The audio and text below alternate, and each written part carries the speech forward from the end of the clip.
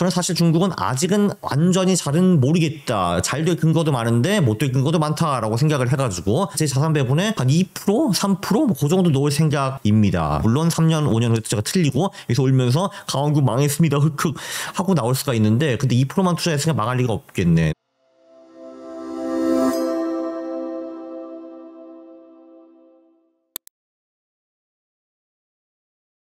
Yeah.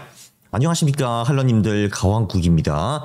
이번 시간에는 우리가 중국에 투자를 해도 되는지 요거를 좀 알아보겠습니다. 심지어 가치 투자가 가능한 것인가 이런 거를 좀 알아볼 건데요. 왜냐면 제가 아마 11월부터 중국 앤드 인도에 투자를 할 것 같습니다. 조금이나마. 그래서 좀 고민을 하기 위해서 책도 좀 읽고 공부를 좀 하고 있는 거죠. 네, 이번에 제가 중국 출장을 갔다 왔는데 네, 요 책을 읽게 되었습니다. 리루의 책을 읽게 되었죠. 비행기에서 읽었고요. 참고로 이거는 광고가 아닙니다. 네, 제가 중국에 대해서 좀 알아야 되거든요. 한 번만 갈 것 같지가 않기 때문에. 리루는 누구냐? 찰리 멍거가 돈을 맡긴 사람입니다. 히말라야 캐피탈이라는 곳을 운영을 하고 있고요. 상당히 흥미로운 책이라 2번에 걸쳐서 소개를 합니다. 일단 전 영상에서는 문명과 현대화를 소개했고 이번에는 가치 투자와 중국 파트를 올리겠습니다. 여기에 내 개인 경험까지 합치겠습니다. 자, 일단 그 전에 10월 굴제가 무료 특강이 있죠. 조만간 11사 천국이 오기 때문에 가이드라인을 좀 드리려고 합니다. 왜 내가 낙관하는지, 11사 천국 필승 전략은 무엇인지,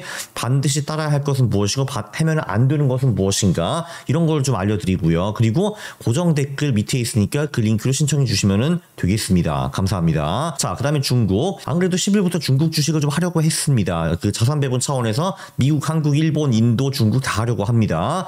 그래서 오늘은 중국 플러스 가치 투자 플러스 내 경험, 요 얘기를 할 건데요. 일단 이 리루의 책에 보면은 중국은 1840년 아편 전쟁 겪은 후에 140년 동안 병신짓을 주로 많이 했습니다. 그래서 찢어지게 가난한 나라가 되었고 그 와중에 많은 사람들이 죽었고 고통이 굉장히 심했죠. 특히 마오쩌둥, 제가 굉장히 싫어하는 사람입니다.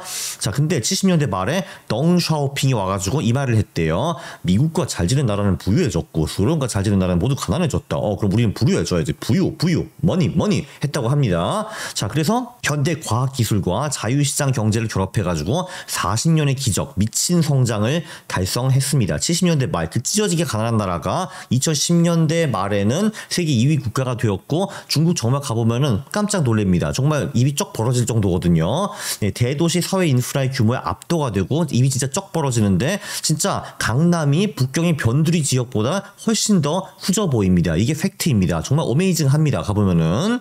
자, 그런데 40년 동안 좋았는데 이제 중국이 망하는 것이 아닌가 그런 얘기가 나오고 있습니다. 공산주의 체제의 한계를 말하는 사람들도 많이 있죠. 시진핑이 당의 포괄적이고 엄격한 통치를 통해 국가 전체를 장악, 이거를 원하고 있거든요. 그래서 좋은 거는 뭐냐, 반부패 캠페인 같은 거 해가지고 예를 들면은 선전 같은 경우는 공무원들한테 뇌물을 안 먹여도 된다고 합니다. 정말 놀랐어요. 이번에 가가지고 이걸 듣고서. 선전에서 공무원한테 뇌물을 안 먹힌다고? 헐, 이랬습니다. 그리고 공기가 깨끗해졌어요. 저는 당연히 북경에 가면은 미세먼지 헐헐 날아다닐 줄 알았는데 그게 아니더라고요. 깨끗했습니다. 어메이징했어요. 나쁜 건 무엇이냐? 기업가 정신 말살, 그리고 기업한테 계속 이상한 기부를 강요해가지고 기업들이 사람을 채용하기 싫어합니다. 그래서 지금 청년 실업이 미쳤고요. 심지어 중국 명문대에 나와도 공대에 나와도 취업이 굉장히 어렵다라고 합니다. 정말 최악입니다. 청년 실업 지금 끔찍합니다. 그래서 저는 개인적으로 강의 적어 그 중국 웨이를 믿지 않습니다. 사람은 기본적으로 자유를 추구하기 때문에 그래서 결론적으로 자연스럽게 부와 인재 이탈을 막기가 어렵다라고 생각을 해요. 지금 체제 안에서는 어렵다고 봅니다.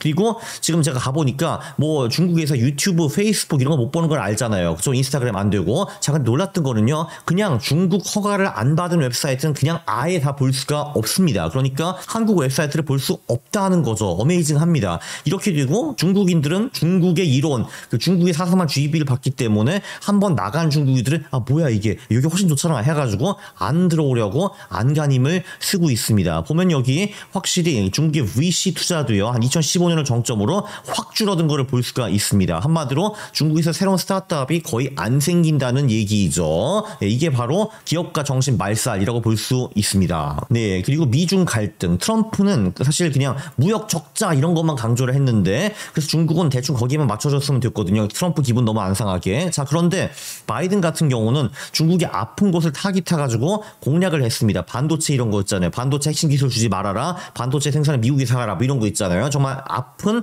그 이제 하이 테크놀로지 이쪽을 찌르고 있습니다. 그래서 이건 중국한테 타격을 많이 주고 있죠. 리루의 조언은 뭐냐? 리루의 조언은 절대로 미국 주도 글로벌 시장에서 벗어나면 안 된다가 리루의 조언이었는데 시진핑은 지금 이걸 무시하고 독자 노선을 시도하는 것처럼 보이는데 리루가 말했죠. 이거 안 된다고. 어차피 망한다고요, 이거. 전 영상을 보시면 자세한 이유가 나옵니다. 네, 그래서 지금은 이제 중국이 미국에서 공화당, 민주당 이걸 다 초월해가지고 완전히 밑보인 상태이고 중국은 미국의 적이다라는 그 기조가 완전히 확실시가 되었죠. 그래서 이 관계 회복은 제가 보기에는 시진핑 체제에서는 좀 어려워 보인다라는 게 제 개인적인 생각인데 아마 제가 맞을 겁니다. 그래서 direct investment by foreigners, 그러니까 외국인 직접 투자도 이제 보시면은 2021년, 22년까지 굉장히 많았는데 이때부터 확 줄어드는 거를 볼 수가 있죠. 지금은 거의 마이너스 상태까지 도달했습니다. 이거 심각합니다. 중국이 돈이 안 들어오면 어떻게 할 거야, 그죠? 그리고 미친 수준의 과잉 투자. 제가 분명히 중국의 사회 인프라가 엄청 멋있다고 했습니다. 뭐 공항이라든지 도로라든지 뭐 기차라든지 건물이라든지 뭐 이런 거 진짜 화려하고 어메이징 하거든요. 전기차도 많이 돌아다니고. 자, 그런데 깜짝 놀랐던 게 중국 하면은 많은 사람들 이런 걸 생각하잖아요. 많은 차, 꽉꽉 막히는, 턱턱 막히는 미세먼지. 정말 사람이 내 앞에 50만 명인데 이런 거가 이제 어려운데. 네, 근데 딱 가보니까 사람도 없고 차도 없고요. 백화점에도 차가 없고 공기까지 깨끗했습니다. 정말 어메이징했어요. 이게 뭐야 했는데 심천에 가보니까 50층 넘는 건물들이 최소 수백 개가 있습니다. 근데 거기 제가 탑급 부동산 다 가봤거든요. 다 가본 게 아니라 탑급 동네를 가봤어요. 사무실도 보고 이랬는데 그쪽에 사무실이 다 텅텅 비어 있습니다. 공실이 진짜 많아요. 왜냐면 아니 그 건물을 그렇게 지었는데 그 누가 들어가라고 거기. 그렇죠. 네, 그래서 지금 가보니까 신천 같은 경우는 주거용 부동산이 최소 30% 하락을 했고 탑급 사무실 임대료도 50% 이상 하락한 곳이 굉장히 많았습니다. 자, 그러니까 사실 신천이 강남보다 훨씬 더 이제 돈이 많이 몰리는 동네이거든요. 근데 이렇게 부동산이 떨어지는 거 보면은 뭐 강남 불패, 부동산 불패 이런 거는 없다라는 거를 제가 이번에 확실히 배웠습니다. 공급이 수요를 미친 듯이 초과하면은 가격이 떨어질 수밖에 없다 이거죠. 그건 부동산도 마찬가지입니다. 어쨌든 이 부동산 다 빚내서 지었을 테니까 자기 자본이 사라진 개인이나 기업이 무지하게 많을 겁니다. 이거 심각한 문제예요, 제가 보기에는. 자, 그래서 리루가 반격을 합니다. 중국이 망하는 거 아니냐 했는데 리루가 반격을 하죠. 자, 첫 번째, 일단 그 과학기술과 자유시장 경제 결합이 중요하지 정치 체제는 발전하는데 크게 중요하지 않다라는 것이 리루의 주장입니다. 왜냐하면 최근 40년 동안 공산주의인데 중국은 과학기술과 자유시장 경제를 리스펙해가지고 많이 성장하지 않았니? 뭐 이런 말이었고요. 과학 같은 경우는 1년에 공과대학이 인재가 750만 명 나온다고 합니다. 미국은 50만 명이거든요. 공대가 중국에는 의대나 법대보다 훨씬 더 인기라고 합니다. 이건 굉장히 좋은 거죠. 네, 한국은 공부 잘하면 다 의대로 가잖아요. 물론 의사가 중요하기는 한데 근데 의사가 생산하는 사람들은 아니잖아요. 망가진 사람 고쳐주는 사람들이지. 근데 공대생들은 생산을 합니다. 이거 굉장히 중요한 거죠. 그리고 심지어 공과대학 나온 사람들이 돈이 미쳐있지 않습니까? 그래서 중국의 장기적 미래는 밝다라고 주장을 하고 있습니다. 중국은 창의력은 1도 없습니다. 왜 그런지는 전 영상 보시면 나오고요. 그러나 제품이 뭐가 하나 나오잖아요. 좋은 제품이. 그러면 그거를 끝내주게 베끼거나 엇비슷하게 멋있게 만드는데 퀄리티는 엄청 높고요. 가격은 훨씬 더 쌉니다. 이번에 저희가 업체를 몇 개 방문을 했거든요. 이거를 확실히 이번에 느꼈습니다. 네, 그리고 이제 그 지금도 전자제품, 섬유, 의료, 전기차, 배터리, 태양광, 5G 이런 데서 압도적인 기술적 우위를 점하는 산업들도 몇 개가 있죠. 예, 그리고 이제 기술적 우위 또는 어마어마한 시장 점유율 이런 그 상품 또는 산업들이 몇 개가 있습니다. 네, 근데 저는 개인적으로 시진핑 형이 과학기술까지는 모르겠는데 자유시장 경제 쪽은 확실히 축소하는 느낌이다라는 그런 생각을 제가 분명히 하게 되었습니다. 네, 그리고 리루의 두 번째 반격, 도시화율. 지금 중국의 도시화율이 55%에 불과하는데 선진국은 보통 70%까지 올라간다라는 거고요. 그 도시 후커가 없는 사람 1.8억 명. 후커가 뭐냐면요, 뭐 도시 시민증 같은 건데 제가 이번에 깜짝 놀랐던 게 충격을 받았어요. 이제 후커가 없으면은 그 도시에 가가지고 일은 할 수 있거든요. 근데 여기서 복지 혜택을 못 받아. 예를 들면은 2,000km 떨어진 지방에서 선전으로 왔어요. 그래서 이제 선전에서 일을 하는데 근데 이 시민권이 없다라고 하면은 내 자식을 그 선전에서 학교를 보낼 수가 없고 그 2,000km 떨어진 그 지방에 다시 보내야 되는 겁니다. 근데 이게 말이 안 되잖아. 내가 맞벌이를 하는데 조그만 7살짜리 애를 2,000km 떨어진 곳에 보낸다. 이게 말이 안 되지 않습니까?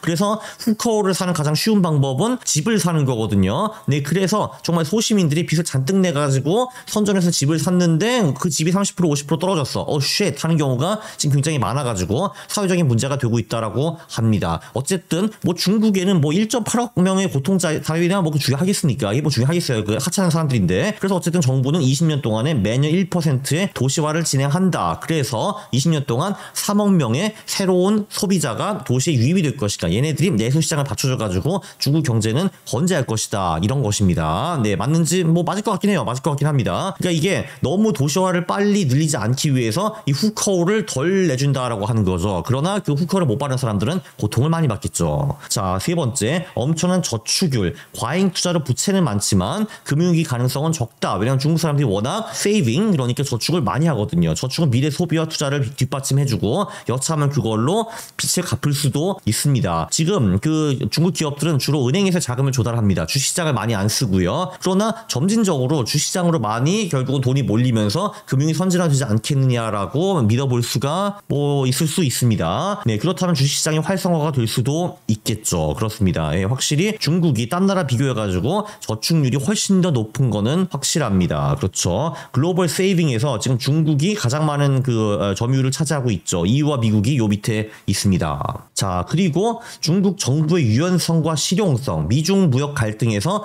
대미 협상 전략을 조정을 했다. 이런 말도 했고요. 민간 기업의 대출 정책, 민간 금융 지분 처리 뭐 이런 규정을 바꾸기도 하고 나름대로 정부가 플렉시블하게 따라간다. 이런 주장을 하시고요. 최근에도 금리를 0.5% 인하를 했고 부동산 대출 범위를 확대했고 돈을 풀려는 노력이 보입니다. 그래서 오히려 리루는 중국은 정치적 안정성이 있으니까 당이 하나밖에 없기 때문에 그게 장점이 아닌가까지 주장을 하시는데 근데 저는 이제 개인적으로 시진핑 집권 후에 많은 것이 역행하는 것처럼 보입니다. 독자 경제 노선, 정부 역할 확대, 기업 역할 축소 이런 게 저는 보이거든요. 그래서 요 4번은 리루와 제가 글쎄다? 나 잘 모르겠는데 이렇게 생각을 하고 있습니다. 네, 어디까지 성장이 가능한가? 리루는 일본, 한국, 싱가포르, 홍콩이 중국과 엇비슷한 문화이고 경제 개발 모델도 비슷하다라고 주장을 하고 있는데 아마 맞을 겁니다. 2019년 중국 GDP는 1만 달러를 돌파했습니다. 지금 1.2만, 1.3만 정도인데요. 일본은 1962년 1만을 돌파하고 86년까지 24년 동안 3만 불까지 성장한 후에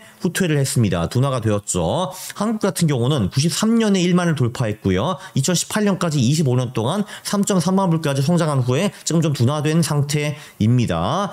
한국, 일본, 중국 다 능력주의, 교육, 기술, 과학, 산업 업그레이드를 장려하고 유교 사상이 있고 사회 조직이 중국과 비슷하다 이런 말을 했고요. 그래서 이제 25년 후, 그러니까 한 2045년에도 있죠. 이때까지 3만 불에 도달하지 않느냐라는 것이 리루의 주장입니다. 근데 제 주장은 중국이 너무 빨리 고령화에 도달한 것이 아닌가라고 생각을 하고요. 현재 인구가 14억 명인데 2045년 요때는요 12.6억 명으로 1.5억 명이 줄어들 거라고 합니다. 중국 사람도 애를 별로 안 낳거든요. 한국 사람과 비슷해. 그래서 한국과 일본은 1만 달러 달성 요때가 연령대가 굉장히 젊었거든요. 한국은 93년, 일본은 62년이었으니까요. 중국이 2045년 이렇게 빨리 3만 불까지 갈 수 있을까? 이건 제가 좀 상당히 의문이기는 하지만 그렇다고 해서 말도 안 되는 시나리오는 아니라고 봅니다. 어쨌든 이렇게 된다고 하면은 현재 GDP가 18조 달러인데 2045년 40조 달러까지 성장할 거고요. 네, 그렇다면은 중국 시장에 참여를 안 하는 것은 말이 안 되고 당연히 그럼 이런 땅에서는 뭐 가치 투자를 하든 뭐를 하든 투자 기회가 생길 수밖에 없다고 저는 보고 있습니다. 네, 요약. 솔직히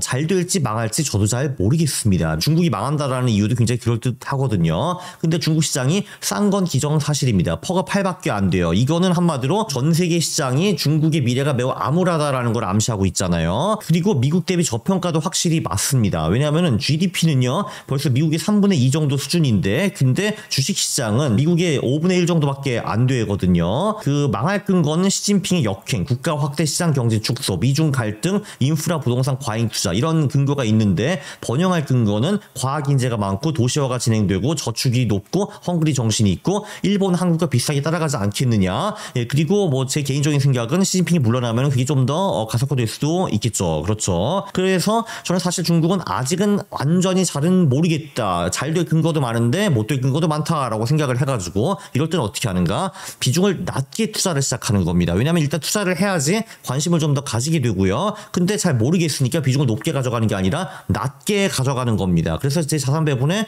한 2%, 3%? 뭐 그 정도 놓을 생각 생각입니다. 네, 그래서 중국이 내가 들어갔는데 잘 된다 하면 비중을 좀 더 확대할 것이고 안 되면 조금 줄일 겁니다. 이런 식으로 대응해 나갈 겁니다. 그래서 이번 시간에는 중국 이게 장기적으로 투자해도 되는 나라인가 아닌가 이런 거를 좀 검토를 해봤는데 저는 그래도 잘 될 가능성이 60-70%, 70% 정도, 안 될 가능성이 30% 이렇게 저는 보고 있습니다. 그러면은 조금씩 투자를 해봐도 된다라는 거죠. 물론 3년, 5년 후에 투자가 틀리고 여기서 울면서 강원국 망했습니다 흑흑 하고 나올 수가 있는데 근데 2%만 투자했으니까 망할 리가 없겠네. 네, 망할 리는 없겠네요. 울진 않겠네요 제가. 근데 물론 제가 틀릴 수는 있다고 저도 생각을 합니다. 어쨌든 네, 유익한 영상이었으니까 구독과 좋아요 부탁드립니다. 싫어요를 누르시면 제가 매우 싫어합니다. 감사합니다.